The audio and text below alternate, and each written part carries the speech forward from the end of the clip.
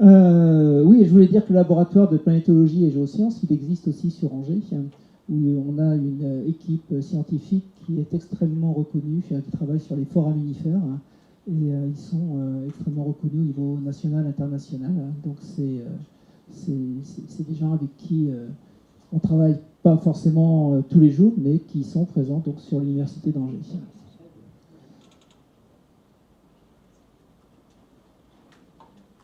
Alors, mon ordinateur s'est fermé. Voilà. Oui, donc je disais que c'était un plaisir de présenter des travaux de recherche qui sont assez nouveaux. Je trouve le titre un peu rébarbatif. En fait, quand j'étais lycéen et ensuite étudiant, les molécules organiques, j'aimais pas beaucoup ça. La chimie organique, j'aimais pas trop ça. Et puis, vous allez voir pourquoi dans le cours de l'exposé, je vous expliquerai pourquoi j'ai été amené à m'intéresser aux molécules organiques. Et je préfère mettre ce titre-là plutôt que de parler directement de la vie dans le système solaire. Parce que les molécules organiques, il y en a des milliers, des dizaines de milliers. Il y a différents types de molécules organiques. Je pense que le son là est nettement plus fort. Ok. Et il y en a qu'on connaît, les hydrocarbures, et en fait, toute molécule organique, ça ne veut pas dire existence d'une vie, et on est souvent biaisé dans les press releases, dans la presse.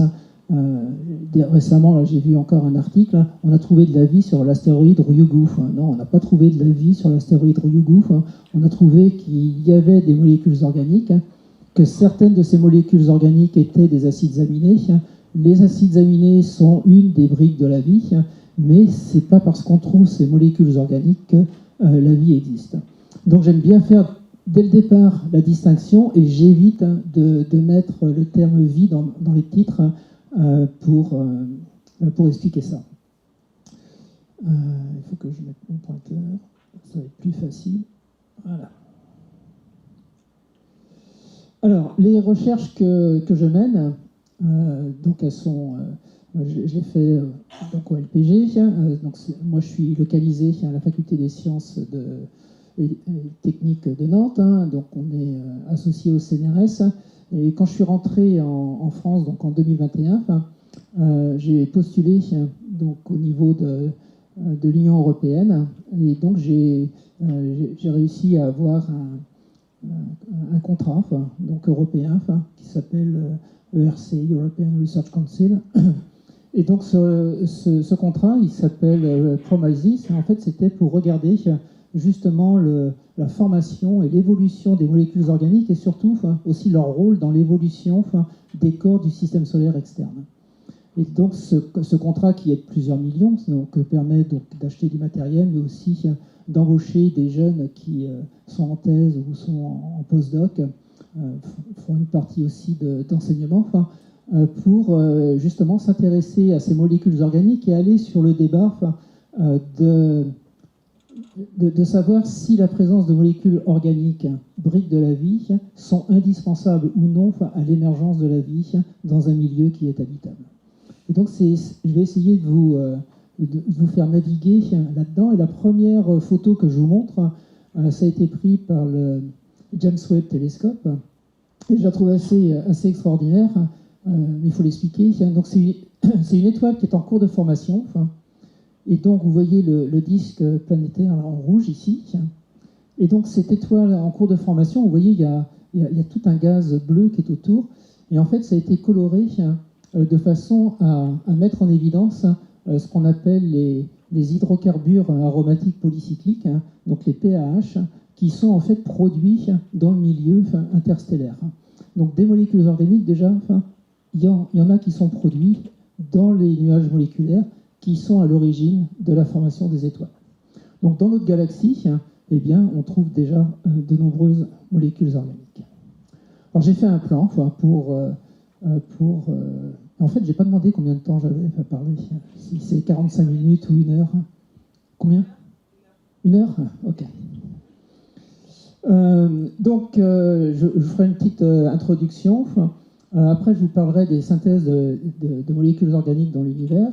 les découvertes qui ont été faites dans le système solaire. Donc je vais vous parler de ce qui a été trouvé dans les météorites, de ce qui a été trouvé récemment dans des échantillons qui ont été ramenés sur Terre d'astéroïdes. Donc on parlera des missions japonaises Hayabusa, de la mission américaine Osiris-Rex. Je vous parlerai de la mission européenne Rosetta qui a changé totalement notre vue sur l'importance des molécules organiques dans le système solaire. Et puis évidemment, je vous parlerai de la mission Cassini et des découvertes qui ont été faites sur Titan et Encelade. Et enfin, dans la dernière partie, je parlerai de ce qu'on appelle environnement habitable et émergence de la vie. Et c'est vraiment c'est un débat qui est en cours, parce que c'est vrai que la question de l'existence d'une vie extraterrestre, c'est une question à la fois philosophique et aussi importante pour savoir à quel degré la Terre est unique.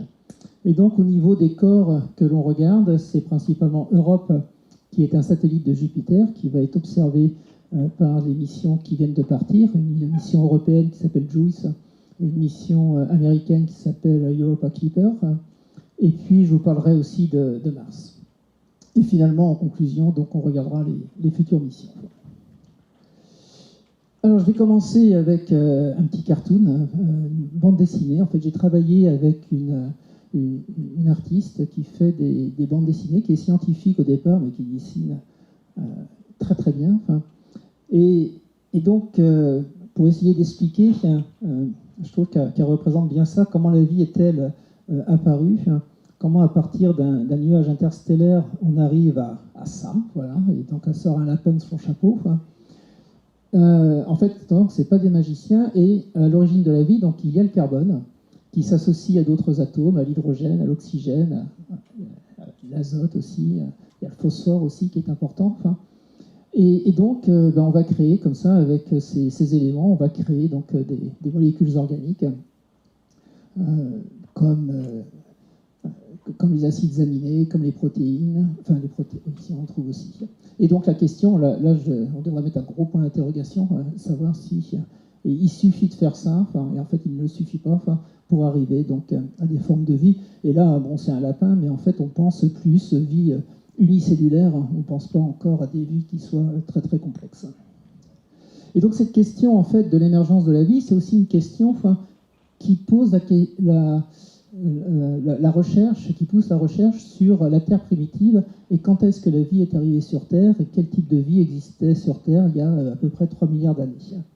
Alors j'ai simplement mis cette diapositive, alors je pense que tout le monde est bien au courant ici, donc vous avez, les tailles sont respectées mais les distances au Soleil ne sont pas respectées évidemment, et donc vous avez le système solaire interne, Mercure, Vénus, Terre et Mars, et puis vous avez le système solaire externe, Jupiter, Saturne, Uranus, Neptune. Et donc au niveau de la limite, vous avez une limite qu'on appelle la limite de glace, qui est quelque part du côté de Mars. Donc ça veut dire qu'avant cette limite, quand on est plus proche du Soleil, eh bien, on ne peut pas condenser de la glace, parce qu'il fait trop chaud. Donc on a plutôt de la vapeur, donc on a beaucoup de glace en deçà. Et puis il y a une autre limite qu'on est en train de définir maintenant, qu'on appelle la limite de Suy. En anglais c'est Sussline, qui est la limite à partir de laquelle on va pouvoir commencer à condenser les molécules organiques. Et donc cette limite de Suy, en fait, elle est un petit peu en deçà de la limite de la glace. Bon, elles sont relativement proches, ce qui veut dire qu'on va à la fois avoir de la glace et des molécules organiques qui vont interagir ensemble dans tous les corps qui sont situés à partir de Mars et au-delà. Alors, ce qu'on appelle maintenant les briques de la vie, ce qui est commun à tous les êtres vivants, c'est les protéines, l'ADN. Et donc, les protéines sont formées par l'assemblage d'acides aminés. L'ADN est formé de chaînes de sucre et de phosphate, reliées par des bases azotées. Et les membranes des cellules sont composées d'acides gras. Et finalement, ce que j'ai surligné ici, acides aminés, sucre, phosphate, base azotée, acides gras, eh bien, ce sont ce qui est appelé par les biologistes, les chimistes en tout cas, les briques de la vie.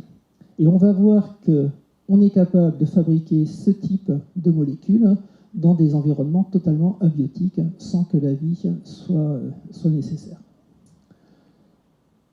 Donc, quelques questions. Les observations faites par les missions spatiales n'ont pas détecté de vie extraterrestre. Donc là, c'est peut-être une grosse déception pour vous, mais il n'y a pas eu de détection de vie extraterrestre avec toutes les missions qui ont été envoyées. C'est un changement radical par rapport à ce qu'on imaginait il y a 50 ans avant l'âge spatial, où quand on regardait les films de science-fiction des années 30, des années 40, des années 50, même sur Vénus, il y avait des forêts tropicales, alors que maintenant on sait qu'à la surface de Vénus il fait 450 degrés, et puis que la pression est égale à 90 bars, donc absolument inhabitable. Donc déjà ça c'est le premier point. Et le deuxième point, c'est que les molécules organiques sont extrêmement abondantes dans les objets du système solaire externe. Je vous ai déjà dit que parmi ces molécules, on trouve ce qu'on appelle les briques de la vie, en très faible quantité par rapport aux autres types de molécules organiques. Et donc, c'est la présence de ces molécules, et tel que nous connaissons, n'est pas une condition suffisante pour permettre l'émergence de la vie. On ne sait même pas si c'est une condition nécessaire, et là c'est tout un débat entre les gens qui pensent qu'à partir d'une bouillie prébiotique, eh bien, la vie peut émerger, comparé aux physiciens qui pensent qu'il faut qu'on ait des environnements où on peut avoir des gradients, des différences, en particulier de redox et de pH, de façon à avoir l'énergie qui permet à une vie d'émerger. Donc, ce que l'on sait, c'est que l'émergence va se faire dans un environnement habitable. Et donc, ce qu'on recherche, ce sont ces environnements habitables pour voir si on a cette énergie nécessaire qui permet le développement d'organismes vivants. Donc, la recherche de vie extraterrestre, comme je disais tout à l'heure, ça nous renvoie aussi quelque part à l'émergence de la vie sur Terre et savoir quels étaient l'environnement qui existait il y a à peu près 3,8 milliards d'années quand la vie est apparue sur Terre. Et puis j'ai mis cette diapositive parce que je l'aime bien. C'est des vues télescopiques, toujours sympa de voir toutes les planètes dans le ciel. Alors ça c'est peut-être un rappel, mais j'aime bien le montrer aussi. Vous avez l'âge de l'univers, donc le Big Bang il y a 13,8 milliards d'années. Et donc vous avez toutes les étoiles, les galaxies qui se sont formées. Donc là on parcourt 13,8 milliards d'années. Et la Terre, elle a à peu près 4,55 milliards d'années. Donc en fait, la Terre occupe le dernier tiers de l'histoire de l'univers. Et donc quand on regarde l'histoire de la Terre, il y a différents âges qui sont marqués ici. Je ne vais pas rentrer dans ces noms qui sont un peu barbares, mais en gros, la vie est arrivée ici, il y a à peu près 4 milliards d'années. Et pendant quasiment 3,5 milliards d'années, eh bien, les seuls organismes vivants qu'il y avait, c'était des êtres unicellulaires qui vivaient dans l'océan, qui étaient donc une vie extrêmement simple. Et ça, déjà, moi, ça me fait réfléchir, de se dire qu'il a fallu 3,5 milliards d'années pour commencer à avoir des êtres vivants plus complexes. Quand on recherche la vie autour d'autres étoiles, sur des planètes extrasolaires, ayant ce chiffre en tête, on va s'intéresser à des étoiles qui sont soit de la taille du Soleil, soit plus petites que le Soleil. Parce que plus une étoile est grosse, plus sa durée de vie est faible, et donc du coup, autour d'étoiles plus grosses que le Soleil, il y a très peu de chances que des vies aient pu se développer. Tout simplement, il n'y a pas eu assez de temps. Elles se sont transformées en supergéantes avant que la vie ait pu évoluer sur les planètes qui étaient en orbite autour de ces étoiles. Donc cette notion de temps est importante. Et puis, cette question sur l'émergence de la vie, c'est une question qui a été posée dès Darwin en 1871 dans sa correspondance. Il imaginait un environnement un petit peu comparable à ce qui est mis ici, c'est-à-dire une dépression à la surface de la Terre qui se remplit d'eau, qui s'assèche, parce que pour réussir la polymérisation, eh bien, il y a besoin d'associer les molécules, et les molécules, en s'associant, elles libèrent de l'eau. Donc, s'il y a trop d'eau, c'est pas très très bon pour polymériser, même s'il y a des chercheurs qui travaillent sur ce type de problème actuellement. Mais donc, Darwin, il imaginait qu'on pouvait avoir donc des molécules organiques. Il imaginait que dans il appelait ça une mare, il pouvait y avoir de l'ammoniac, il pouvait y avoir des sels, du phosphore qui étaient présents, de la lumière, de la chaleur, de l'électricité. Et si jamais il y avait une protéine qui était formée dans cet environnement, eh bien peut-être que cette protéine, elle était prête à aller encore plus loin, et ce qu'il appelait les changements complexes, eh bien c'est de pouvoir passer à les premières formes de vie. Et donc cette idée au XIXe siècle était très répandue. C'était vraiment l'idée qu'on avait une soupe organique, et qu'à un moment donné, ils appelaient ça la force vitale, est apparue pour sélectionner certaines de ces molécules organiques et puis les transformer en espèces vivantes. Donc ça, c'était la vision, on appelle ça le vitalisme du 19e siècle. Puis au milieu du 20e, il y a eu l'expérience célèbre de Miller. Donc Miller, il a mis dans cette sphère ici de verre, il a mis différents éléments. Il a mis ce qu'on pensait être composé l'atmosphère de la Terre, de l'ammoniac, du méthane, de la vapeur d'eau, du monoxyde de carbone, de l'hydrogène. Il a fait passer un arc électrique, et puis il a observé les produits. Et donc, dans les produits, 2% du carbone qui avait été introduit avait formé des acides aminés, dont 13 des 22 acides aminés qui sont utilisés pour fabriquer les protéines donc des organismes, avec une abondance particulièrement importante de glycine. Alors, bon, j'ai mis les équations, c'est pas, en fait, j'aurais dû les retirer, mais en gros, on peut former donc des acides aminés à partir de ces molécules très très simples. Et cette expérience de Miller, quand c'est sorti, c'était ça y est, on a trouvé comment la vie est apparue sur Terre. Je pense que, j'ai de nombreux collègues qui pensent que ça a été assez néfaste à la recherche sur l'émergence de la vie. Donc, je reviens un petit peu sur les nuages moléculaires. Donc, le James Webb est un superbe télescope avec des spectromètres, des instruments qui ont une résolution absolument phénoménale. J'ai utilisé des spectromètres sur d'autres missions. Sur le James Webb, on a un spectromètre qui a une résolution spectrale tout à fait remarquable, qui nous permet donc de caractériser les molécules qui existent en particulier dans ces nuages moléculaires. Je vous ai donc déjà parlé de ces hydrocarbures aromatiques polycycliques que l'on trouve donc quand une étoile se forme. Alors, les molécules organiques ne se forment pas que dans les nuages moléculaires. En fait, on a maintenant aussi de magnifiques représentations de systèmes planétaires en cours de formation. Et donc, on a ce ALMA, qui est un télescope interférométrique qui travaille dans le millimétrique au Chili, et bien, qui est capable d'obtenir ces vues que je trouve formidables. La première fois que je l'ai vu, j'ai cru que c'était un dessin d'artiste. Et en fait, non, c'était vraiment une observation. Et donc, au centre, vous avez l'étoile. Et puis, vous voyez ces disques sombres. Eh bien, ces disques sombres sont des endroits où il y a une planète qui est en train de se former en prenant donc tout le matériel qui est sur son trajet. Donc, on est en train d'observer des planètes en formation autour de leurs étoiles. En faisant ces observations, on fait aussi donc de la modélisation. Donc là, vous avez l'étoile, vous avez le disque protoplanétaire, vous avez un certain nombre d'éléments, vous avez les limites de glace, la limite de suie dont je vous ai parlé. Et puis dans les couches externes, donc là on voit par la tranche, donc les planètes se forment au milieu dans ce disque. Et dans les parties externes, eh bien, vous avez du rayonnement, et avec le gaz qui existe dans la nébuleuse protoplanétaire, eh bien, vous allez aussi former des molécules organiques. Donc comment est-ce qu'on fait ça?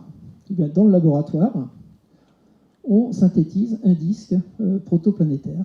Donc on remet les mêmes gaz, on met les mêmes énergies, et puis on regarde le type de molécules que l'on produit. Donc on appelle ça un nébulotron. C'est un instrument qui a été fabriqué au laboratoire, le CRPG à Nancy. Et donc, dans ce laboratoire, on produit de la matière organique qu'on appelle matière organique primordiale, que l'on a comparée avec les molécules organiques qui existent dans les météorites, je vous en parlerai tout à l'heure, et on trouve une très très belle correspondance entre ce qui est produit dans cet appareil et ce qui est ce qui est observé donc, dans les météorites.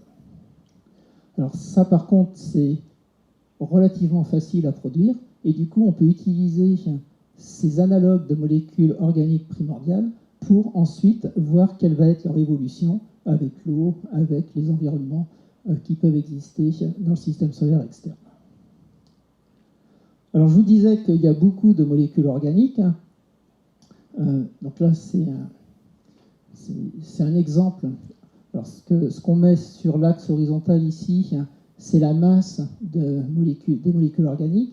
Et sur l'axe vertical, vous avez l'intensité. Là, on a 3 échantillons différents, 3 molécules organiques qui ont une quantité d'azote qui est un petit peu différente. Et donc, on voit plein de pics. Et si jamais on agrandit, on a les résolutions en masse qu'il faut. Donc là, on va de masse de 100 grammes à peu près 600 ici, 800 ici. On va jusqu'à 1000 même. Mais enfin bon, le grand pic, il est aux alentours de 300. Et donc normalement, ça devrait fonctionner. Et voilà, c'est parti. Et donc on augmente la résolution. Donc vous voyez l'échelle du bas, elle varie. Et vous voyez qu'on commence à avoir des pics. Et même à l'intérieur de ces pics, eh bien, vous avez encore des plus petits pics. Et donc chaque pic correspond à un type de molécule organique. Donc en fait, on a des milliers de molécules organiques dans ces molécules qui ont été fabriquées. Et on est capable de les caractériser chacune, de dire combien il y a d'atomes de carbone, combien il y a d'atomes d'hydrogène, combien il y a d'atomes d'azote. Et donc on a cette famille de molécules organiques, et parmi ces molécules organiques, quelques-unes sont des acides aminés, sont des acides gras, sont des choses qu'on retrouve dans la vie. Alors on fait d'autres observations au microscope électronique en particulier, et donc on a aussi différentes formes. Là, vous avez des formes en baguette, d'autres molécules organiques vont avoir des formes de sphériques, beaucoup plus sphériques, et ça dépend en fait du type d'atomes qu'on va avoir dans les molécules. Donc quelles sont les questions ? On a vu que les molécules organiques sont créées dans les environnements stellaires. Qu'en est-il du coup dans les objets du système solaire ? Et on va aller voir les satellites de glace, Mars, et puis, en fait, je ne vais pas beaucoup parler des planètes extrasolaires, mais si vous avez des questions, je serais ravi d'essayer d'y répondre. Il y a plein de choses qu'on ne connaît pas, donc il y a beaucoup de questions, je ne pense pas que j'aurai la réponse. Alors, une météorite qui a été extrêmement étudiée, c'est la météorite de Murchison. Pourquoi ? Parce qu'elle est tombée sur Terre en 69, et du coup, dès qu'elle est tombée, on a pu la protéger de l'altération terrestre. Parce que quand une météorite tombe, vous la récupérez, on a l'habitude de dire que la Terre est polluée par la vie. Dès que une météorite tombe, eh bien, vous allez avoir de la vie qui va se mettre sur cette météorite. Donc il a fallu la protéger. C'est ce qu'on appelle une chondrite carbonée. Là, vous voyez, c'est très noir, c'est très très sombre. Donc c'est plein de carbone. Et puis vous avez toute une liste de molécules organiques que j'ai mis ici. Donc les concentrations, c'est en parties par million. Donc ça veut dire 1 microgramme par gramme ou 1 milligramme par kilogramme. Donc vous avez effectivement quelques acides aminés, mais vous voyez que principalement, ce que vous avez comme molécules organiques, ce sont ces hydrocarbures aromatiques. Vous voyez, vous avez 3000 ppm pour ces molécules organiques. Mais il y a quand même, effectivement, quelques acides aminés. Alors, les chercheurs du muséum en particulier ont travaillé sur ces différents types de molécules organiques qui existent dans les météorites. Et donc, ils ont trouvé ici des acides carboxyliques. On doit retrouver ici les acides aminés à peu près 5%, les cycles azotés 2%, des aromatiques ici 4%, des acides sulfoniques 9%, donc il y a le soufre aussi qui intervient. Donc on a comme ça toute une diversité de molécules organiques qui ont été détectées dans les météorites. Est arrivée alors la mission Rosetta. Donc la mission Rosetta, c'est une mission de l'Agence spatiale européenne qui a été lancée de Kourou le 2 mars 2004. Pendant son trajet vers comète Churyumov-Gerasimenko, donc elle a croisé quelques astéroïdes. Et donc elle est arrivée au printemps 2014, alors que la comète était encore à peu près 4 unités astronomiques du Soleil, donc environ 600 millions de kilomètres du Soleil. Et donc cette sonde a accompagné la comète jusqu'à ce qu'elle passe au plus près du Soleil, à peu près, c'est un petit peu moins de la Terre, c'est 1,24 unités astronomiques, 180 millions de kilomètres, et donc ça c'était en 2015. Et ensuite, elle a continué de la suivre. Alors là, il y a beaucoup d'histoires sur Rosetta. Enfin, si vous avez des questions, je pourrais vous en poser, mais l'une des premières surprises, parce qu'on ne connaissait pas la forme de la comète avant d'y arriver, et sur Rosetta, il y avait un petit lander qu'on voulait poser, enfin qui s'est posé d'ailleurs sur la comète. Et on pensait, le modèle de départ, c'était un modèle d'une comète sphérique.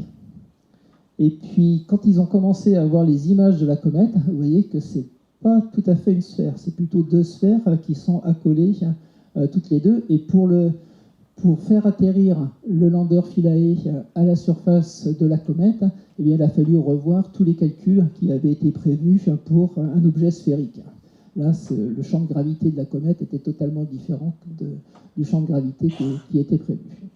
Donc vous avez un noyau qui fait à peu près 4 km de long, et puis une forme, maintenant on appelle ça caractéristique, parce que depuis on a fait pas mal de nombreuses photos d'autres objets qui ont effectivement cette forme-là, c'est-à-dire on a plutôt l'impression d'avoir deux sphères qui sont accolées, une espèce de cou qui est entre les deux. Et donc on a eu beaucoup d'informations. Alors le lander Philae, et il a eu des petits problèmes parce qu'en fait quand il s'est posé, il ne s'est pas ancré comme il fallait sur la comète, et donc il a rebondi à la surface de la comète et il s'est coincé le long d'un rocher. Mais il y avait d'autres instruments sur la sonde Rosetta. Donc vous voyez la sonde Rosetta avec ses panneaux solaires, donc il fallait une surface de panneaux solaires suffisamment importante pour pouvoir alimenter les différents instruments. Et en particulier donc un appareil, ce qu'on appelle un spectromètre de masse. Et là, on a eu une énorme surprise. Alors, je ne vais pas forcément tout vous détailler. Donc, déjà, on a des très belles vues de la comète. La surface de la comète, je rappelle ça aux étudiants parce que comète, des fois, on a l'impression que ça doit être très brillant. En fait, non, une comète, c'est très très noir. La surface d'une comète, ça a un pouvoir réflecteur de 5%. Ça absorbe tout. Et en fait, la surface d'une comète, c'est du carbone principalement. Et quand ils ont donc mesuré les minéraux et les organiques, ils se sont rendus compte qu'en fait, on avait quasiment autant de molécules organiques qu'on avait de minéraux. On est à 45% de molécules organiques, 55% de minéraux. Et donc ça, c'était une énorme surprise parce que ça nous a fait revoir tous les modèles de composition que l'on avait pour les petits objets du système solaire externe et même pour les plus gros objets. Avant, on les considérait comme un mélange de glace et de roche. Et là, maintenant, c'est des mélanges de glace, de roche et d'organique. Et donc, on s'intéresse au rôle de ces organiques pour l'évolution chimique et thermique de ces objets. Alors, après Rosetta, il y a eu cette mission par l'agence spatiale japonaise, la JAXA. Donc ça, c'est la mission Hayabusa 2, qui est allée sur un astéroïde qui s'appelle Ryugu. J'avais perdu mon curseur. Donc, je ne me souviens plus quand est-ce que c'est parti. Je crois que c'était 2014, le lancement de cette mission. Et donc, ils ont étudié, ils sont mis à côté de l'astéroïde pendant à peu près 1 an et demi. Ils l'ont étudié dans la période 2018-2019. Et la capsule est revenue sur Terre donc le 5 octobre 2020. Donc c'était en pleine pandémie.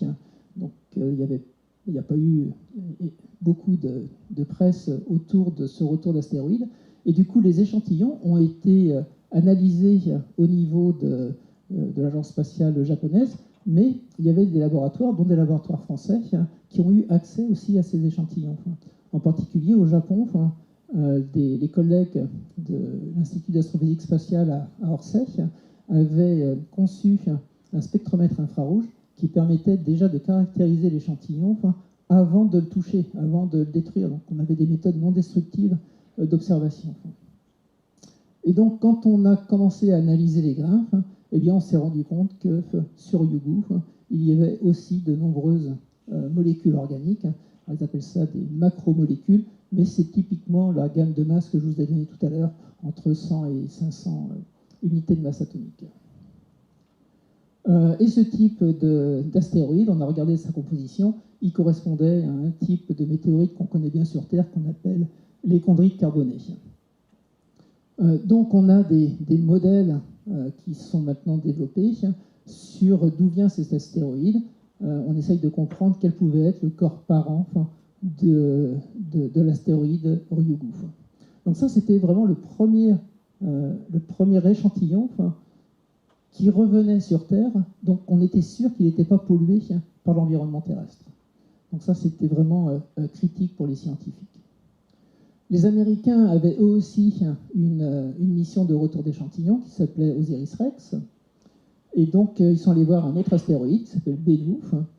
Et donc, l'atterrissage du conteneur qui avait les échantillons, vous voyez ici, c'était le 24 septembre 2023.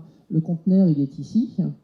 Et là, ils étaient aussi restés assez longtemps en orbite autour de Bennu, de façon à bien choisir le site où ils allaient prélever les échantillons.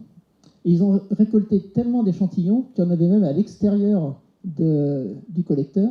Donc là, le collecteur, il est à l'intérieur, il est fermé par ses vis. Et il y en avait tellement qu'ils ont eu même du mal à rouvrir le collecteur. Et il y a une vis, il leur a fallu 3 mois pour pouvoir dévisser et avoir accès aux échantillons qui étaient contenus à l'intérieur de ce collecteur.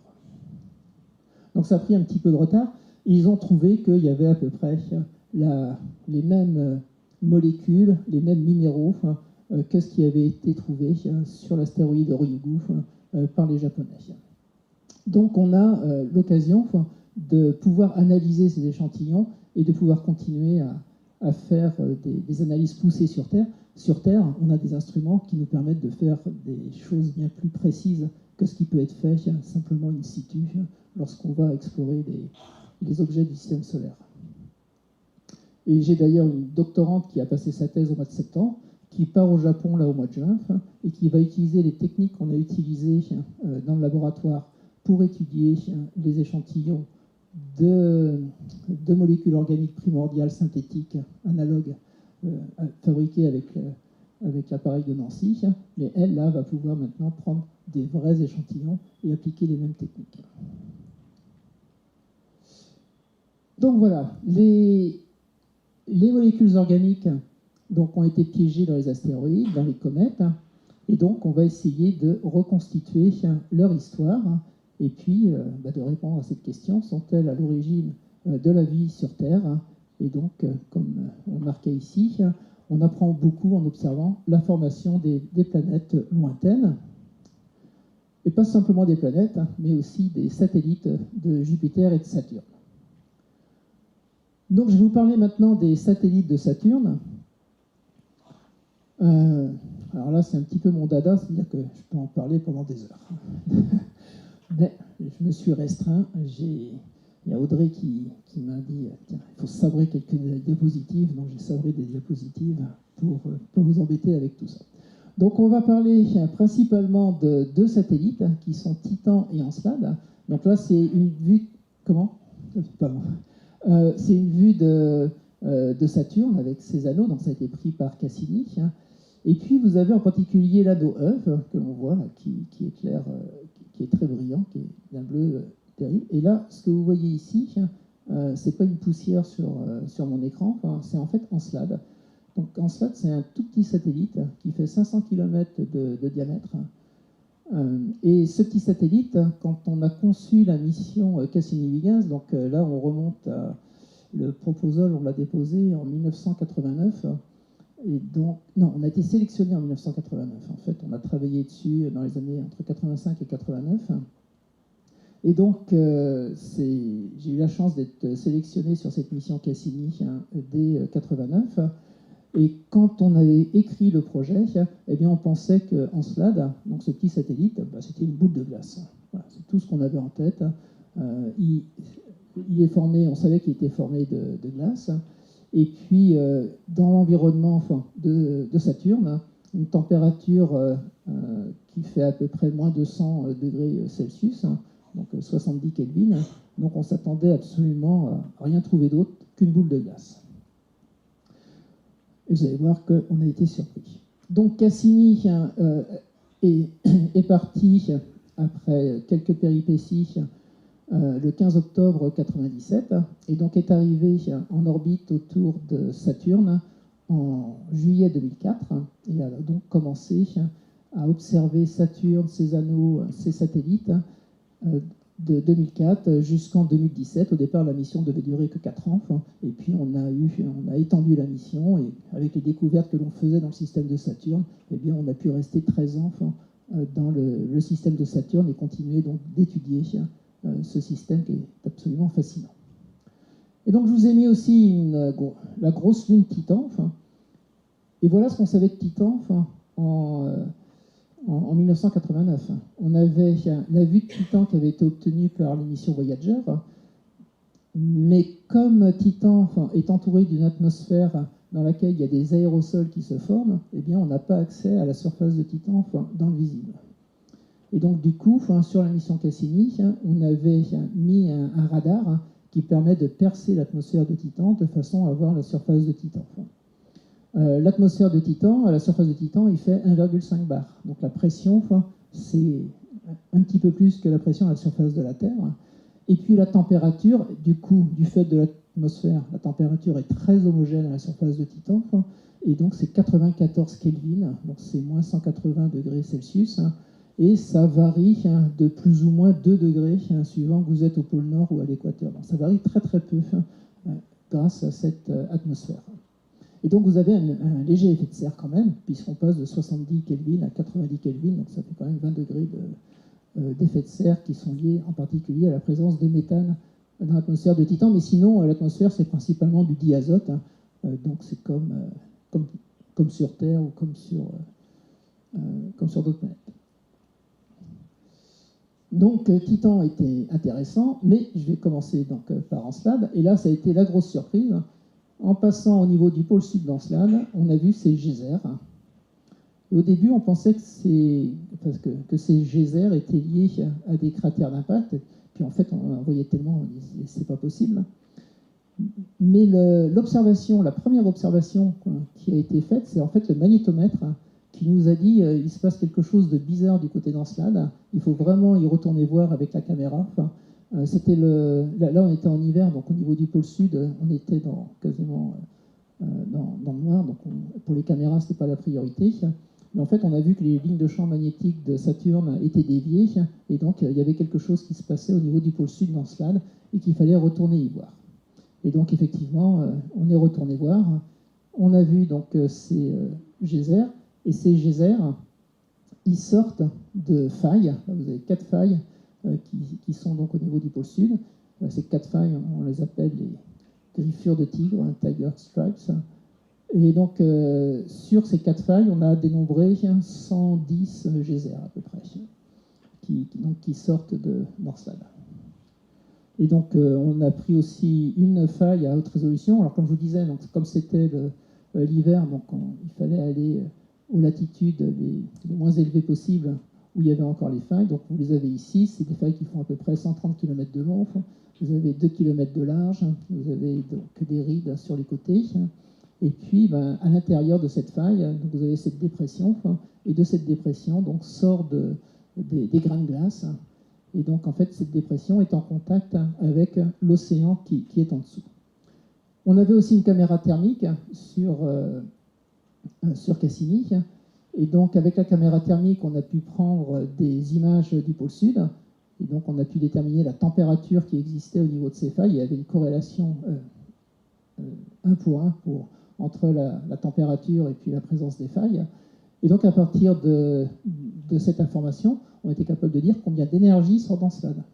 Et là, c'était la grosse question. Pourquoi il y a autant d'énergie dans un petit satellite comme Encelade ? Et la réponse, eh bien, ce sont les effets de marée. C'est parce qu'Encelade a une orbite qui n'est pas circulaire, qui est un petit peu excentrique. Donc sa distance à Saturne varie périodiquement.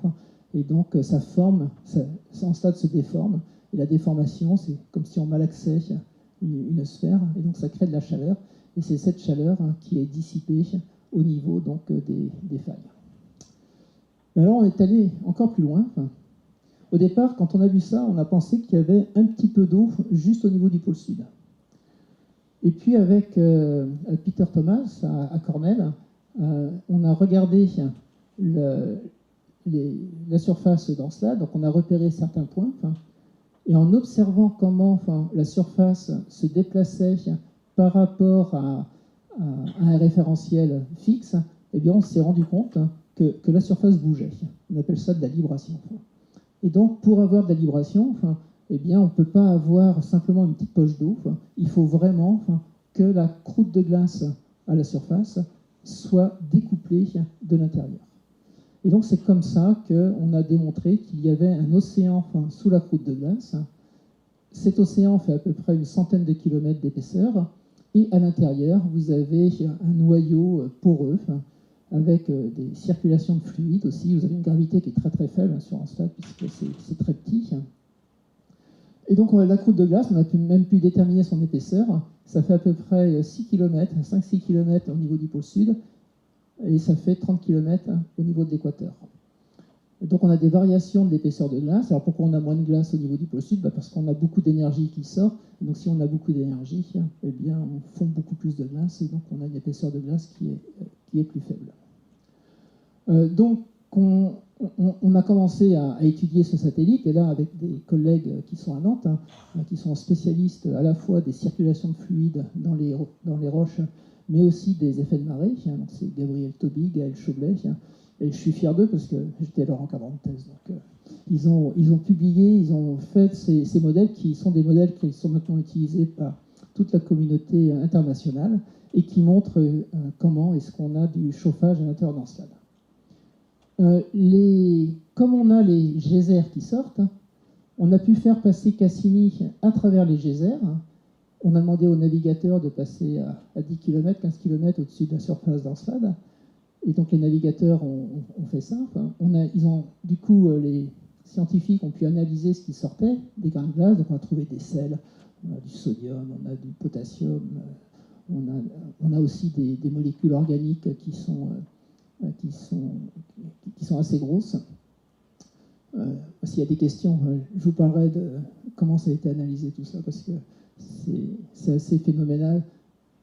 On continue d'analyser les observations qui ont été faites par Cassini. Il y a encore plein d'observations qui ne sont pas analysées. Et donc, à partir de ces informations, on a été capable de déterminer quel était le pH de l'océan d'Encelade. Donc, c'est un pH entre 8 et 9. Et puis, on a vu qu'il y avait de l'hydrogène et du méthane qui sortaient. Et donc là, il y a des personnes qui travaillent sur les méthanogènes sur Terre, donc des bactéries qui mangent de l'hydrogène, qui rejettent du méthane. Et donc du coup, à partir de ces études, Antonin Affolter, qui est un étudiant qui était en thèse, qui travaillait sur des milieux écologiques terrestres, il s'est intéressé à Encelade, et il a regardé quelle était la probabilité que le processus soit d'origine biologique ou bien que le processus soit d'origine abiotique, c'est-à-dire sans intervention de la vie. Et c'est là qu'on s'est rendu compte qu'on connaissait très très mal les processus abiotiques, et qu'en fait, dans l'état de connaissance actuel de ces milieux, le processus biologique était plus probable que le processus abiotique. Mais là, je mets tout de suite des guillemets, c'est parce qu'on connaît très très mal les processus abiotiques, et en particulier comment des molécules organiques complexes qui existaient préalablement réagissent avec l'eau, avec l'énergie, pour fournir l'hydrogène et le méthane qui sortent d'Encelade. Donc du coup, Encelade est devenu un peu une priorité de l'exploration du système solaire pour répondre à cette question de l'émergence de la vie, parce que c'est compliqué d'aller dans un océan qui est sous une couche de glace de plusieurs kilomètres. Et si vous avez l'océan qui sort, là vous pouvez analyser directement les échantillons qui sortent de cet océan. Donc voilà pour Encelade. Maintenant on passe à Titan. Bon, vous l'avez vu, là, on ne connaissait rien. Et en fait, moi j'étais sur... donc je vous ai dit qu'il y avait un radar, je parlerai de ça après. Et donc quand on a commencé à voir les premières images de Titan, eh bien, au niveau du pôle nord de Titan, on a vu qu'il y avait des mers. Mais ces mers, évidemment, le liquide qui est présent, ce n'est pas de l'eau, puisque la température est très faible. Et donc ce sont des hydrocarbures. On a pu déterminer qu'on avait en gros 2 tiers de méthane et 1 tiers d'éthane liquide dans les mers de Titan. Bon, cette mer ici s'appelle l'Ijeya Mare. Les personnes qui travaillaient sur le radar ont même été capables de déterminer la profondeur des lacs et la composition des lacs à partir de l'atténuation du signal radar qui était récupéré par le spacecraft. Donc vraiment, on a été au-delà de ce qui était prévu au niveau des interprétations scientifiques. Et là, je ne résiste pas à vous montrer cette image, parce que ça a été obtenu avec la caméra infrarouge. Donc j'étais responsable de toutes les observations de Titan avec cette caméra infrarouge, et on a pu percer l'atmosphère de Titan dans 7 longueurs d'onde différentes, ce qui nous a permis de construire cette carte en fausse couleur, évidemment, puisqu'on ne voit pas Titan dans le visible. Donc on a combiné différentes longueurs d'onde pour avoir cette carte en couleur de Titan. Et c'est un autre étudiant qui était en postdoc avec moi quand j'étais au Jet Propulsion Lab à Pasadena, qui a assemblé donc les différentes observations pour faire ce composite global de la surface de Titan. Ce qui est en marron ici, eh bien, ça correspond aux dunes qui sont formées à partir du sable organique, les organiques tombant de l'atmosphère de Titan. Donc on a aussi des mélanges d'organiques donc à la surface de ce satellite. Il y a des structures tectoniques qui n'ont toujours pas vraiment d'explication. Vous avez Xanadu qui est ici. Vous avez sans doute ce qu'on appelle des évaporites qui sont présents au niveau de ces ensembles. Il n'y a que quelques cratères à la surface de Titan. Il y en a très peu, ce qui nous fait penser que la surface de Titan est relativement jeune. Et vous avez un cratère qui est ici. Alors Huygens, on a pu recaler l'atterrissage de Huygens à la surface de Titan avec nos observations depuis la sonde Cassini. Donc Huygens s'est posé ici, et la future mission qui s'appelle Dragonfly, qui va être lancée en 2028, eh bien, va aller étudier en particulier ce cratère d'impact. S'il y a des questions, pourquoi est-ce qu'on va étudier ce cratère d'impact, je répondrai à ces questions-là plus tard. Et voilà, donc ça c'est la carte globale de Titan qu'on a pu obtenir grâce à la mission Cassini, alors qu'au départ, on ne pensait même pas voir la surface de Titan dans l'infrarouge. Et le radar, il a couvert à peu près 25% de la surface de Titan, et bien sûr, on fait des études avec les informations radar et les informations infrarouges. Quant à la structure interne de Titan, vous avez cette croûte de glace, mais on pense qu'elle fait plusieurs dizaines de kilomètres d'épaisseur. Vous avez ensuite un océan. Ensuite, il y a sans doute une autre croûte de glace. Et puis, vous avez un intérieur. Et bien, cet intérieur, il serait fait de cailloux et de molécules organiques. Et donc, ce à quoi on s'intéresse aussi, c'est de savoir quel est le devenir de ces molécules organiques et qu'est-ce qui va sortir lorsque ces molécules organiques sont cuites à l'intérieur de Titan, du fait du réchauffement du noyau par la désintégration des éléments radioactifs qui sont contenus dans les silicates. Donc voilà, je vous ai présenté quelques informations sur Encelade et Titan qui ont été très étudiées par Cassini. Maintenant, j'ai envie de parler des environnements habitables et de l'émergence de la vie. Et finalement, il y a 2 environnements qui sont étudiés. Vous avez celui-là dont je vous ai déjà parlé avec l'hypothèse de Darwin. Et puis, vous avez le fond des océans, comme je vais vous le montrer. Dans les années 70-80, quand les géologues sont descendus au fond des océans pour aller chercher les cailloux, ils se sont trouvés nez à nez avec des crabes, avec des moules, avec toute une vie qui existe au niveau de ces fumerolles, de ces sources hydrothermales. Et donc, savoir si la vie a émergé en surface ou en profondeur, finalement, on peut tester cette hypothèse en allant voir Encelade, puisque sur Encelade, on est sûr que ça ne s'est pas passé en surface. Et donc, s'il y a une vie qui existe, elle a pu émerger qu'au niveau de cette interface entre la roche et l'océan. Alors, qu'est-ce que c'est qu'un environnement habitable? Je pense que c'est une définition qui évolue avec les recherches. Il faut un solvant, donc c'est l'eau. Des conditions, je traduis, mais j'ai mal traduit là. Des conditions physico-chimiques adéquates, hein, donc pression, température, mais si on est dans l'eau, généralement la température va bien, la pression aussi. Il faut de l'énergie chimique. Il faut des éléments majeurs, hein, on les appelle les SHNOPS, hein, donc carbone, hydrogène, azote, oxygène, phosphore et soufre. Il faut d'autres éléments qui sont critiques pour la vie, comme les métaux. J'ai mis entre parenthèses la présence de molécules organiques. Alors s'il y en a, c'est quand même pas mal, parce que ça permet à des organismes de pouvoir manger ou se développer sur ce qui existe déjà, donc d'avoir des organismes qu'on appelle hétérotrophes par rapport à des organismes autotrophes. Et puis, il faut des conditions habitables pendant une période de temps suffisante. Une période de temps suffisante, là, on n'a pas vraiment de chiffres à mettre, mais ça veut dire sans doute quelques millions d'années quand même. Voilà. Donc, l'émergence de la vie sur Terre, il y a un autre environnement qui est intéressant. C'est l'environnement des cratères d'impact, hein, puisque quand un cratère d'impact se forme, c'est une dépression, donc l'eau peut y stagner. Et puis, vous avez aussi de l'énergie qui a été apportée. Et donc, vous pouvez aussi avoir des sources hydrothermales qui sont au fond du cratère d'impact. Donc là, on a un environnement qui ressemble à l'environnement de la mare de Darwin dont j'ai parlé au départ, hein, mais en plus, vous avez ces possibilités d'énergie au niveau de sources hydrothermales.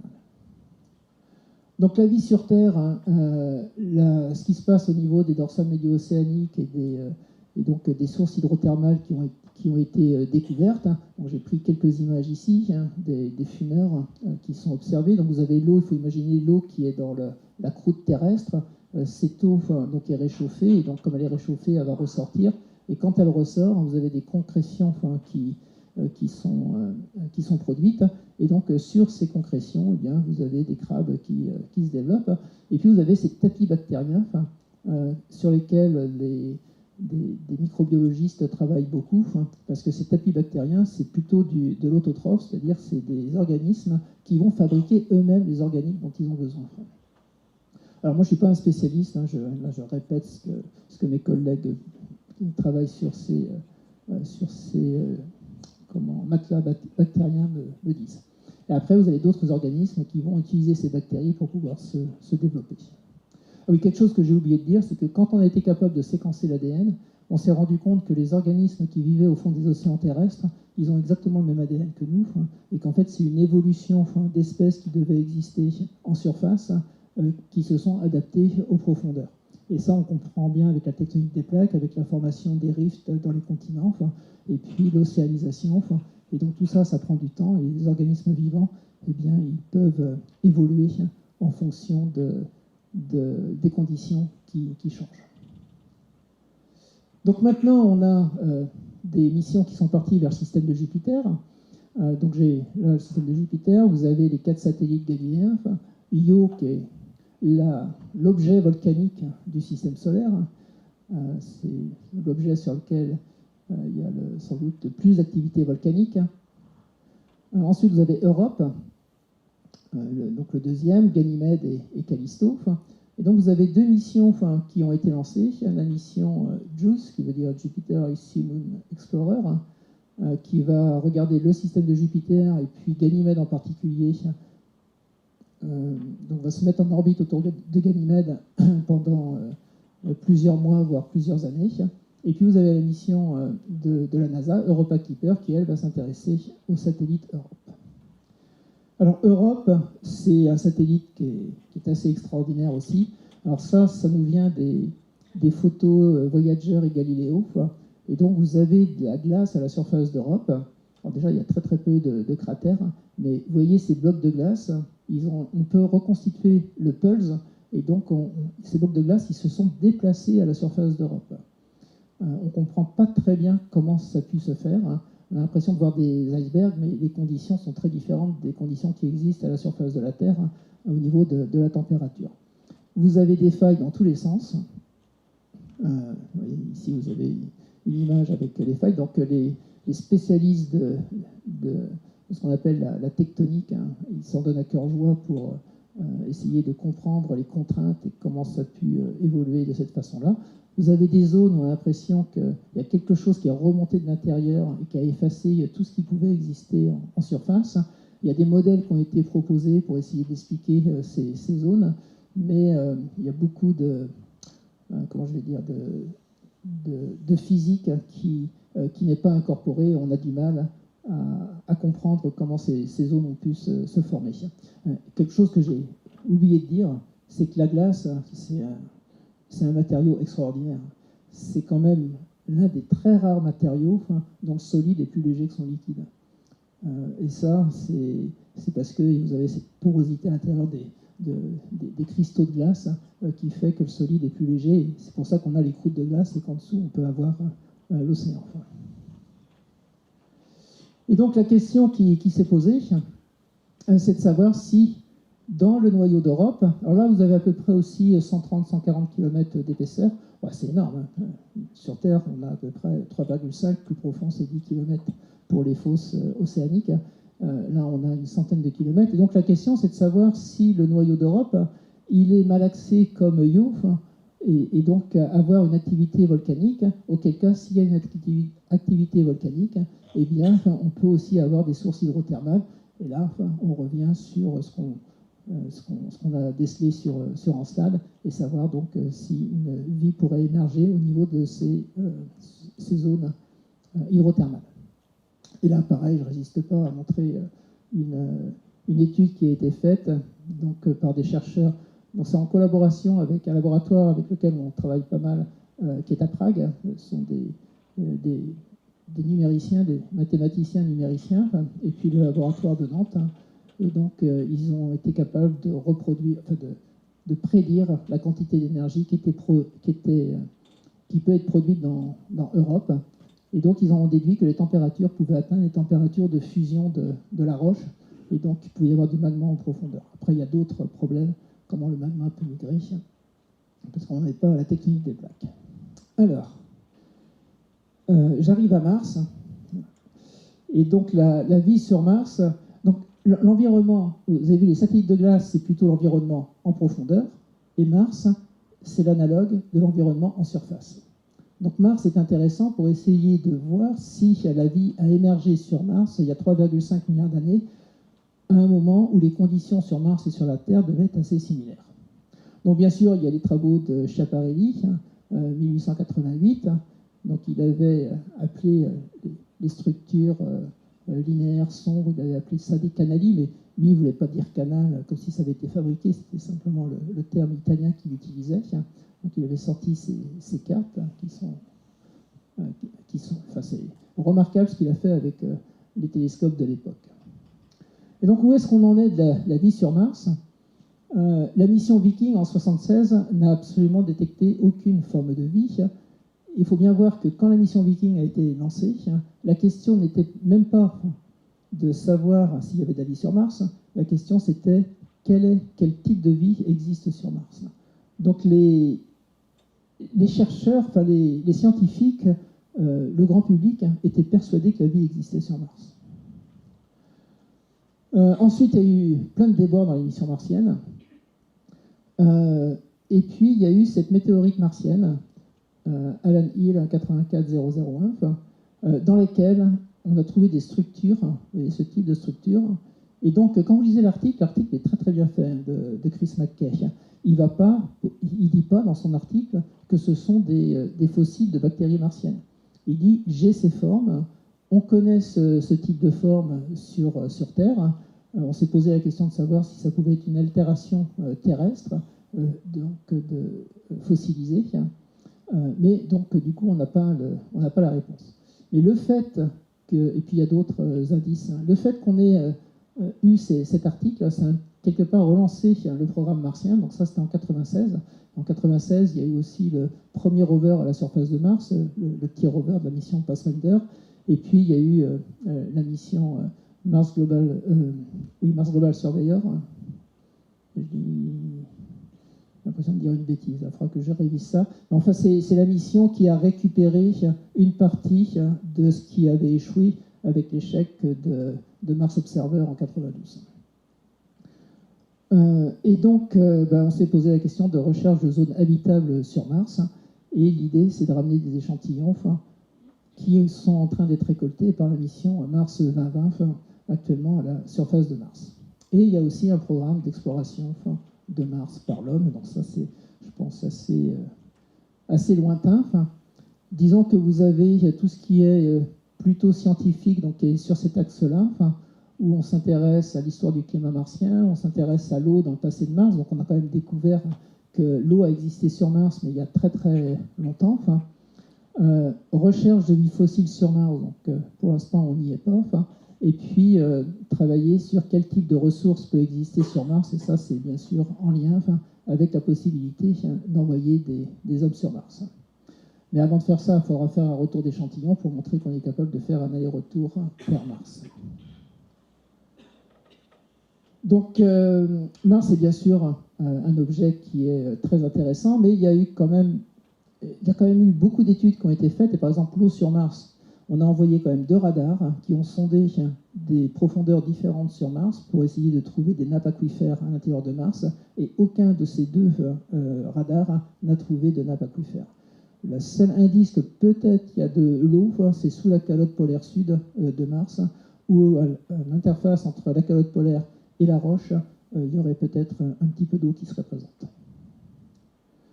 Donc là, c'est un rover Curiosity, donc, qui a été déposé par le... J'ai un problème avec cette diapo. Qui a été déposé avec ce qu'on appelle le Skycrane. Donc c'était une nouvelle technique pour déposer les rovers à la surface de Mars. Et donc ça doit faire plus d'une dizaine d'années que c'est à la surface de Mars. Il a fait 32 km simplement. Donc simplement. C'est peut-être déjà pas mal, mais c'est pas des très très grandes distances qui ont été parcourues. Et il y a de nombreux résultats scientifiques intéressants qui ont été obtenus avec ce rover. Donc il est allé dans ce cratère d'impact qui s'appelle Gale Crater, dans lequel on a pu en particulier démontrer qu'il y avait une activité aqueuse dans le passé. Et donc ce cratère, à un moment donné, était rempli d'eau. Et évidemment, la question qui se pose, c'est, vous voyez bien l'analogie avec l'environnement décrit par Darwin, savoir si dans ce type d'environnement, eh bien, la vie a pu émerger sur Mars il y a à peu près 4 milliards d'années.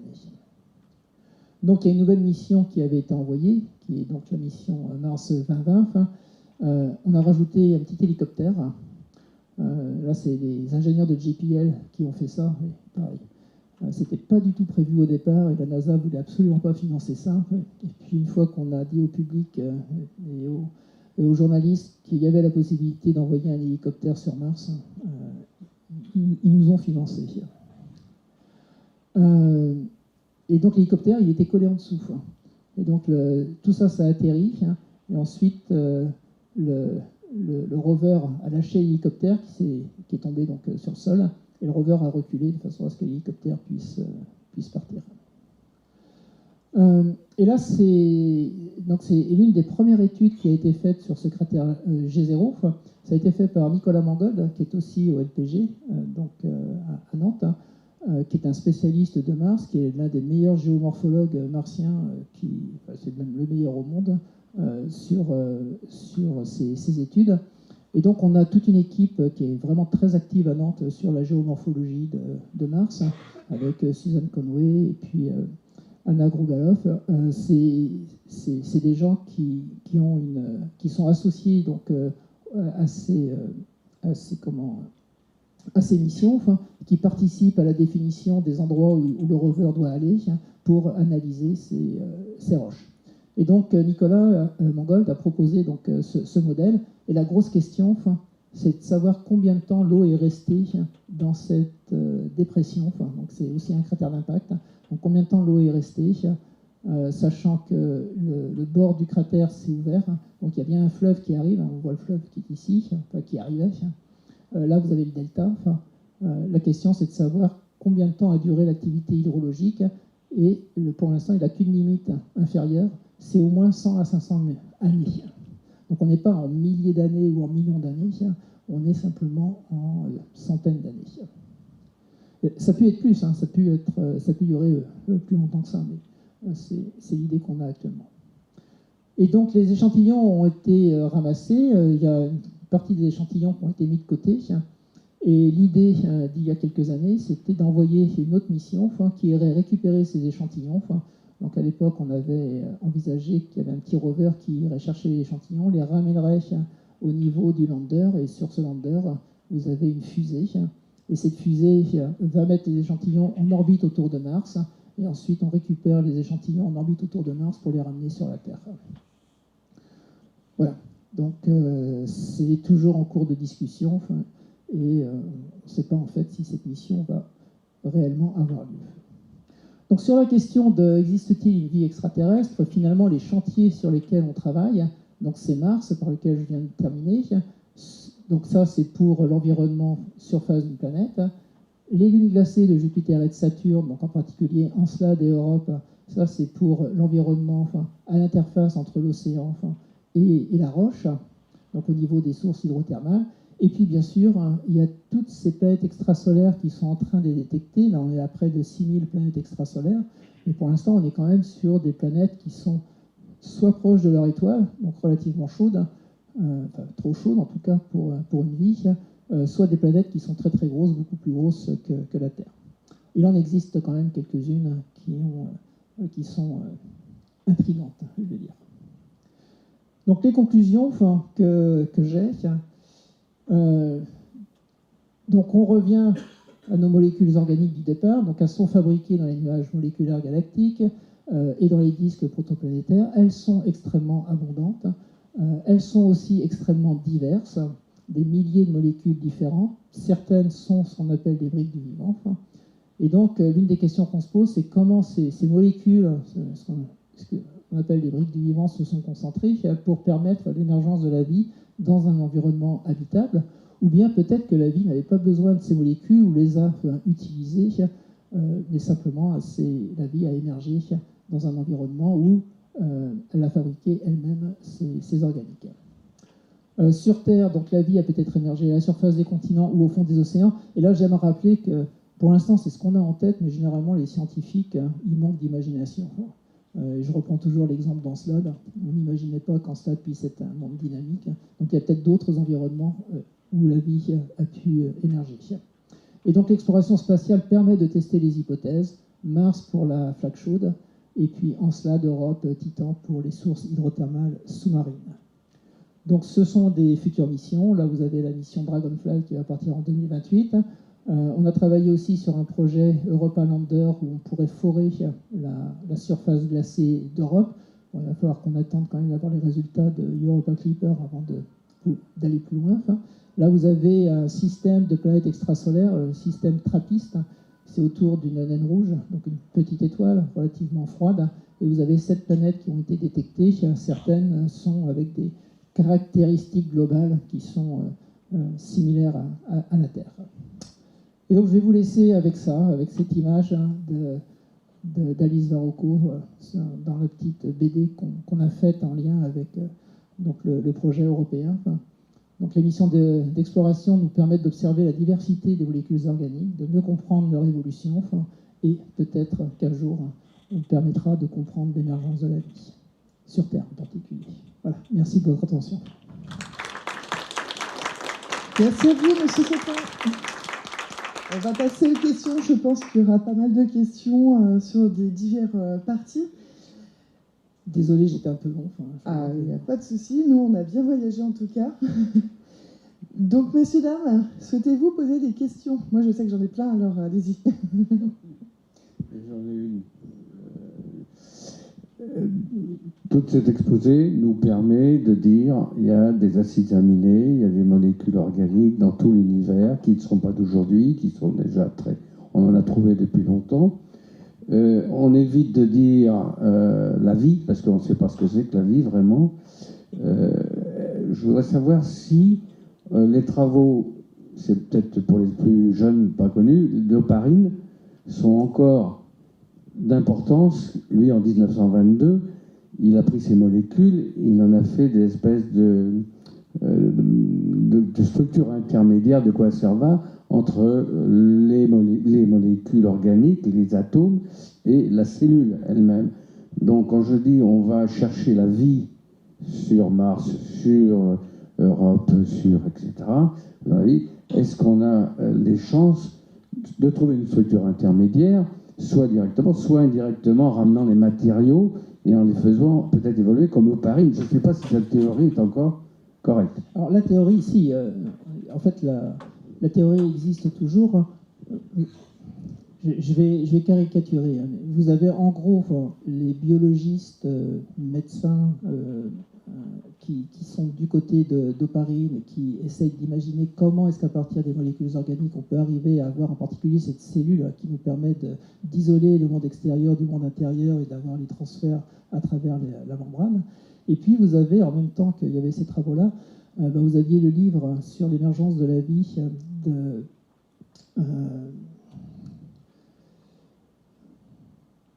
j'ai oublié le nom du physicien, mais à l'époque où il disait que l'émergence de la vie, c'est la recherche d'entropie. Et donc il faut être capable d'avoir un milieu dans lequel on a une différence soit de redox, soit d'électrons, de façon à permettre la vie, à permettre l'entropie qui permettrait l'émergence de la vie. Schrödinger, voilà, c'est quand même quelqu'un de connu. Mais voilà. Donc il y a cette partie physique d'un côté, il y a la partie biologique. Je pense qu'il y a des chercheurs qui travaillent sur les deux. Il y a un papier qui est sorti l'année dernière, en 2024, du groupe de Nice, sur justement la comparaison entre les deux approches. L'approche physicienne, elle marche bien au niveau des sources hydrothermales. Parce que là, au niveau des sources hydrothermales, il y a des minéraux qui ont été trouvés et ils regardent quel type de molécules organiques pourraient se combiner avec ces minéraux pour créer cette cellule et permettre d'avoir cette interface entre le milieu externe et le milieu interne. Mais oui, les expériences d'Oparine, c'est toujours d'actualité. Il y a toujours des gens qui... En fait, Miller, c'était un petit peu dans la foulée d'Oparine. Je crois qu'il y a des questions par là-bas.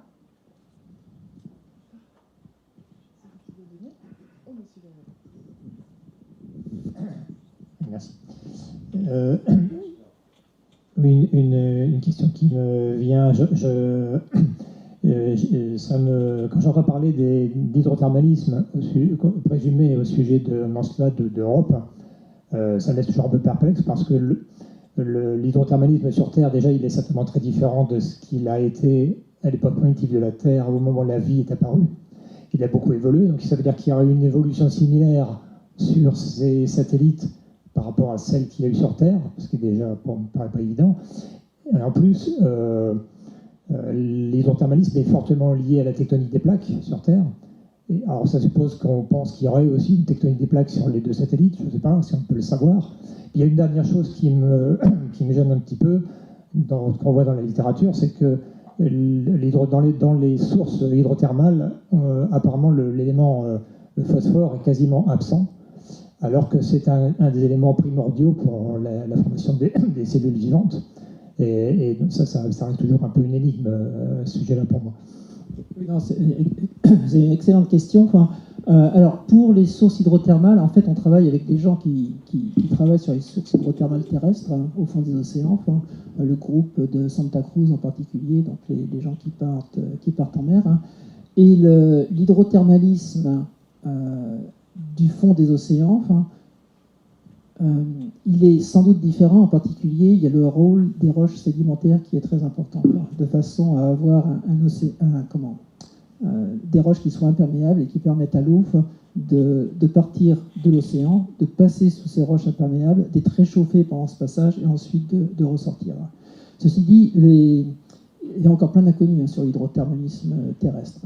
C'est pas forcément relié à la tectonique des plaques, parce que, alors moi j'ai parlé de tectonique des plaques, effectivement, mais je devrais aussi mentionner, quand vous avez des volcans comme à Hawaï, vous avez aussi de l'hydrothermalisme qui existe sur les flancs du volcan d'Hawaï. Donc en fait, il n'y a pas forcément besoin de tectonique des plaques pour avoir de l'hydrothermalisme. Par contre, il faut quand même avoir un volcanisme, il faut avoir des sources chaudes de façon à faire circuler l'eau. Alors le phosphore, ça par contre, mes collègues de Marseille et de Nice me disent qu'il y en a dans les sources hydrothermales. Alors, eux, ils travaillent avec un minéral qui s'appelle la fougérite, donc, qui est des silicates hydratés que l'on trouve dans ces environnements-là. Et apparemment, dans les colonnes que j'ai montrées là, des fumeurs, il y a du phosphore qui aurait été détecté. Et dans Encelade, par contre, j'ai oublié d'en parler, mais il y a du phosphore qui a été aussi détecté dans les grains de glace qui sont sortis d'Encelade. En fait, je ne pense pas que ça soit un gros problème au niveau des éléments comme les métaux ou comme le phosphore, parce que dès qu'on a des silicates, on va avoir du lessivage, et donc je pense que ces atomes doivent être présents. Mais l'un des gros problèmes actuellement, c'est vraiment la création de cette membrane. Comment est-ce qu'on peut arriver à créer des... Et les travaux qui sont sur les colloïdes, des gens qui ont travaillé donc, sur des membranes qui seraient fabriquées physiquement, et qui pourraient être des précurseurs de membranes vivantes. Il y avait, je ne sais pas si vous avez entendu parler de ce médecin nantais, Stéphane Leduc, fin du 19e, début du 20e siècle, qui a écrit aussi un livre sur l'émergence de la vie. Et donc, il montre ces figures de colloïdes, et il avait donc cette théorie qui était assez avant-gardiste, et qui lui a valu le fait d'être mis à la porte de l'Académie des sciences. Voilà. Du coup, on s'attarde beaucoup sur donc, les macromolécules carbonées, comme les acides aminés et tout ça. On entend certains scientifiques parler aussi d'autres éléments qui pourraient justement aussi permettre de pouvoir imbriquer, faire des polymères et des macromolécules, comme par exemple le silicium. Est-ce que du coup, les scientifiques, ils recherchent vraiment que les molécules carbonées, ou ils ouvrent aussi leur champ à des molécules qui pourraient aussi être issues de la combinaison d'atomes de silicium avec d'autres molécules, avec d'autres atomes? Oui, non, des scientifiques ont travaillé sur le sujet du silicium, mais n'ont pas réussi à trouver la diversité que l'on peut avoir avec les molécules carbonées. Et maintenant, en particulier avec du coup les ordinateurs qui ont une puissance multipliée par je ne sais pas combien par rapport à ce qu'on faisait il y a 10 ans, eh bien, on n'arrive pas à recréer cette diversité que permettent les molécules carbonées. Donc voilà, c'est pour ça qu'on est revenu sur les molécules carbonées. Il y a des personnes qui ont travaillé à la surface de Titan. Alors là, c'est très glacé. Donc du coup, ils ont regardé, on forme des cristaux de glace qui ont des propriétés qui pourraient s'approcher des molécules carbonées. Mais pareil, on n'arrive pas à avoir la diversité que l'on a avec ces molécules carbonées. Oui. Bonjour, j'ai entendu que sur Encelade, il y avait de l'eau salée. Est-ce que c'est vrai? Oui, c'est vrai. La réponse courte, c'est oui, c'est vrai. Et la réponse un petit peu plus longue, c'est que l'instrument qui a permis de détecter la composition de l'océan d'Encelade, c'est un instrument qui a été développé par un laboratoire allemand. Le directeur de ce laboratoire allemand est parti à la retraite et l'équipe a été complètement dissoute au moment où Cassini arrivait dans l'environnement d'Encelade. Et du coup, ces jeunes chercheurs, ils ont dû se retrouver un laboratoire et ils ont dû faire la calibration de l'instrument parce qu'au départ, évidemment, on ne pensait pas du tout trouver ça sur Encelade. On ne pensait pas trouver ces geysers, on ne pensait pas... Donc, ce que fait cet instrument, c'est qu'il passe à travers et du coup, les grains de glace sont impactés et on regarde ce qui sort de l'impact, on l'analyse et c'est comme ça qu'on arrive à trouver des sels, à trouver des molécules carbonées de différentes masses. Mais il n'avait pas été calibré pour ça. Donc du coup, en ce moment, c'est Frank Potzberg, il est à Berlin maintenant, et donc il continue de travailler sur ces grains-là et sur cet instrument de façon à calibrer. Et je vous dis, les données elles sont là, mais elles ne sont toujours pas interprétées. Enfin, certaines de ces données ne sont toujours pas interprétées. Merci. Monsieur Dame, une autre question? Alors, j'en ai une, pour le coup. Moi, je reviens sur la mission Osiris-Rex et la collecte d'échantillons de la sonde Bennu. Et en fait, je voulais savoir si vous pouviez nous expliquer le processus de collecte des échantillons sur Bennu et les défis que ça a pu rencontrer. je ne suis pas un grand spécialiste. Bon, ce qu'ils ont fait, c'est un touch and go. Enfin, c'est-à-dire qu'en gros, ils se mettent. Alors, on peut se mettre très très proche d'un astéroïde. Hein. On s'y approche une fois qu'on a bien contrôlé son champ de gravité, et donc on peut s'y approcher très très. On peut y être très très près. Hein. Et donc, ils ont vraiment choisi aussi un endroit où il n'y avait pas de trop gros cailloux, parce que sinon, le mécanisme, c'est comme. Je veux dire, une griffe que vous envoyez, et puis vous la refermez et vous la reprenez. Donc si vous tombez sur un gros caillou, là, vous n'allez rien récupérer. Donc ils ont vraiment... Alors c'était une mauvaise surprise aussi quand ils sont arrivés sur Bennu, c'est qu'en fait il y avait beaucoup de gros cailloux. Et donc il fallait trouver un endroit où ça soit, où il y ait une granulométrie qui soit comme il faut pour pouvoir récupérer les échantillons. Et sinon, non, ça s'est passé effectivement très très bien. Les Japonais, eux, ils avaient 2 tentatives. Ils pouvaient faire 2 tentatives, du coup, ou 3 tentatives, mais ils ont fait que 2 parce qu'ils avaient récupéré suffisamment d'échantillons dès la 2e tentative. Ils n'ont pas voulu prendre le risque de faire une 3e tentative. Et là, sur Bennu, la mission Osiris-Rex,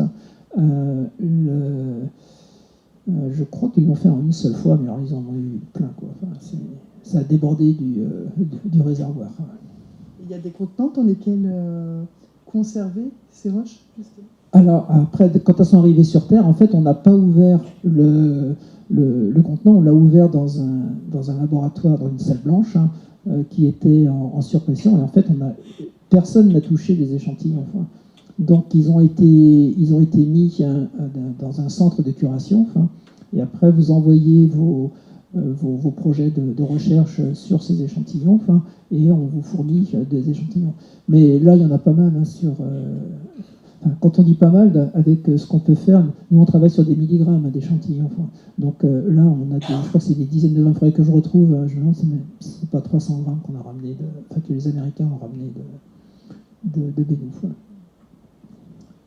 Donc oui, il y a beaucoup. Maintenant, ce qu'il faudrait, c'est ramener un échantillon de comète. Ça serait super. On l'espère. Ouais. Monsieur Dett, une question ? Déjà, merci pour la présentation. Ma question, c'est quel est le sujet le plus intéressant que vous avez eu à traiter durant tout votre cursus? Et aussi, est-ce que entre les différents organismes, parce que vous parlez souvent du Japon, des États-Unis et de la France, est-ce qu'il y a cette coopération ou il n'y a pas vraiment ce partage d'informations, c'est individuel? Non, on a vraiment un gros partage d'informations. Okay. En fait, sur toutes les missions spatiales, c'est très souvent international pour une raison économique.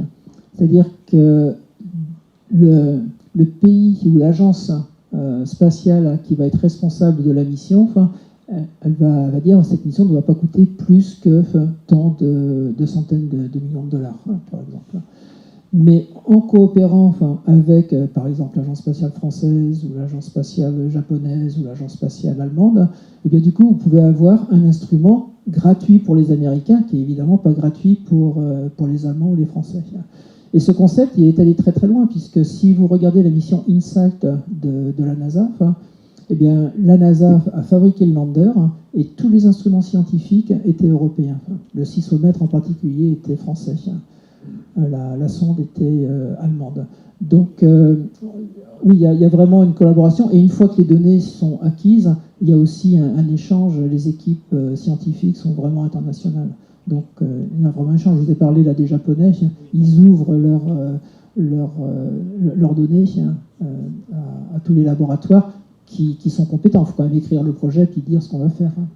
Donc, à Nantes, on travaille avec un professeur japonais, Yasu Sekine, parce qu'on a différentes approches pour regarder les matériaux qui viennent de ces endroits. Donc, alors ça, c'était la première question. Alors après, sur le sujet,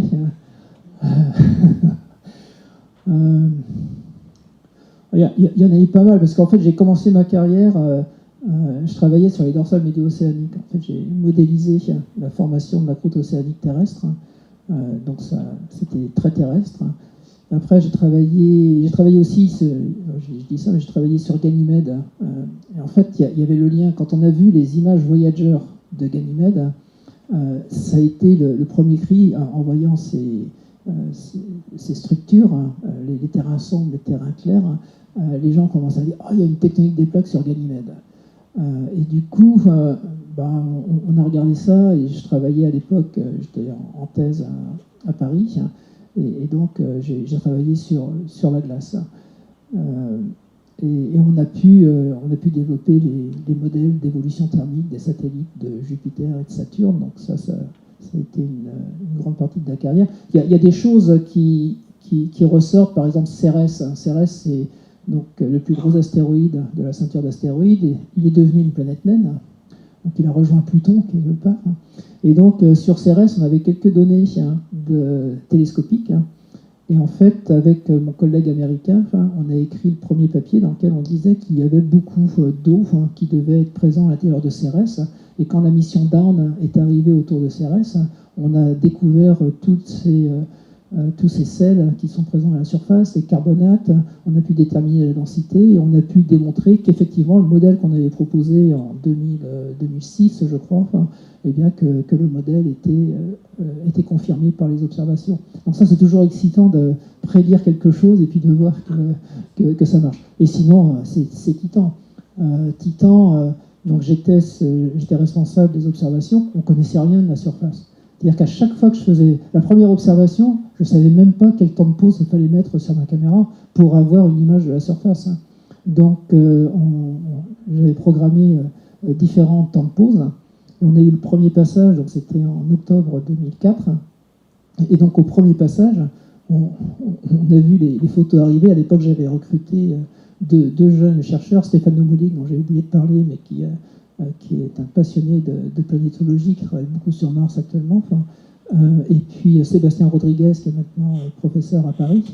Et donc, on avait développé le code. Et je me souviens, j'étais au JPL, et il y avait tout le groupe, il y avait 300 personnes qui regardaient sur mon écran portable donc les premières images de l'arrivée de Titan. Donc ça, c'est des souvenirs qui sont assez inoubliables. Et après, à chaque fois qu'on avait un passage, donc on a eu 120 passages de Titan, à chaque fois on avait notre caméra qui était allumée, et on complétait le pulse de la surface de Titan pour pouvoir ensuite faire cette carte globale.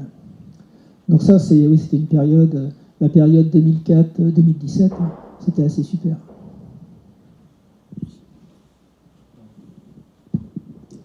Oui, bonsoir. Je ne sais pas si j'ai tout bien compris, mais dans la démarche scientifique,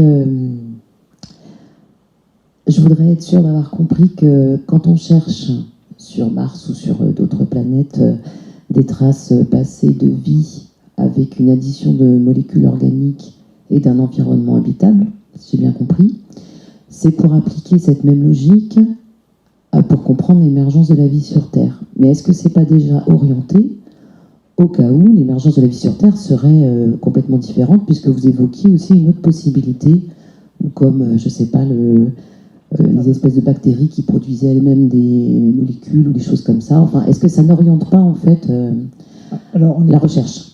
Alors si, on est très orienté, puisque ce qu'on regarde, c'est la vie telle qu'on la connaît sur Terre. Donc on a déjà un a priori. Et on se dit, s'il y a les mêmes conditions, on devrait avoir les mêmes conséquences. Mais c'est vrai que c'est très orienté. C'est vrai que dire qu'on recherche de la vie extraterrestre, c'est vendeur. C'est-à-dire on arrive à vendre une mission là-dessus. Moi, je suis toujours prudent là-dessus. Ce que je dis, c'est qu'on ne cherche pas la vie extraterrestre. On essaye de voir quels sont les environnements et de tester des hypothèses sur les environnements qui pouvaient exister, et ensuite d'analyser les roches. Il y a toute une liste de biosignatures qui ont été définies, et quand vous regardez les biosignatures qui sont mentionnées, la question qu'on se pose, c'est est-ce qu'on peut créer ces biosignatures de façon totalement abiotique ? Et là, on a très peu de recherche qui est faite sur le sujet, et c'est pour ça en fait qu'on a été financé par l'Europe, c'est parce qu'en fait on manquait de données, d'expérience pour la fabrication de façon abiotique de biosignatures, ce que les gens considèrent comme des biosignatures. Les acides aminés, j'ai oublié de le dire, mais dans les météorites, vous avez 80 acides aminés. Donc la vie en utilise, alors je ne sais plus si c'est 20 ou 22, parce que je crois qu'il y en a 2 qui servent à fabriquer d'autres choses. Mais, donc en fait, la vie a sélectionné ces acides aminés. Pourquoi cette sélection-là ? Je pense qu'on n'aurait pas de souci si jamais on trouvait une autre vie qui sélectionne d'autres acides aminés. Je pense que ça serait pas un souci. On arriverait à le détecter. Mais c'est vrai qu'on est quand même très, très orienté par ce qu'on connaît. Et donc à tester ce qu'on connaît, sachant que ce qu'on ne connaît pas, c'est comment la vie a émergé sur Terre. La tectonique des plaques, l'érosion, tout ça, ça a effacé les cailloux qui ont été les témoins de cette émergence de la vie, alors que sur Mars, avec l'absence de tectonique et beaucoup moins d'érosion, eh bien ces roches de 3,8 milliards d'années, elles existent, et si elles ont été témoins de l'émergence de la vie, elles doivent contenir ce message. Bonsoir.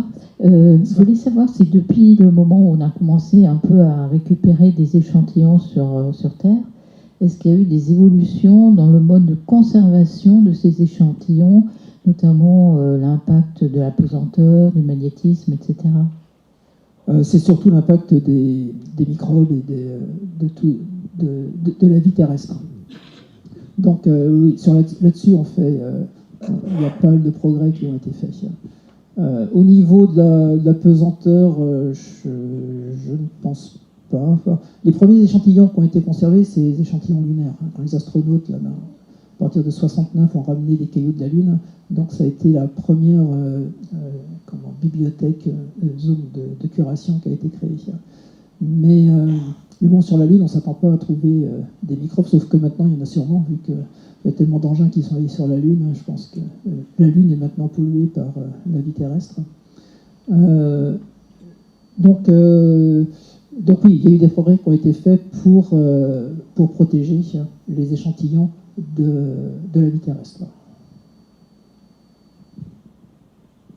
Eh bien, c'est un domaine, tout ce qui est protection planétaire, c'est principalement des biologistes qui travaillent dans ce domaine de protection planétaire.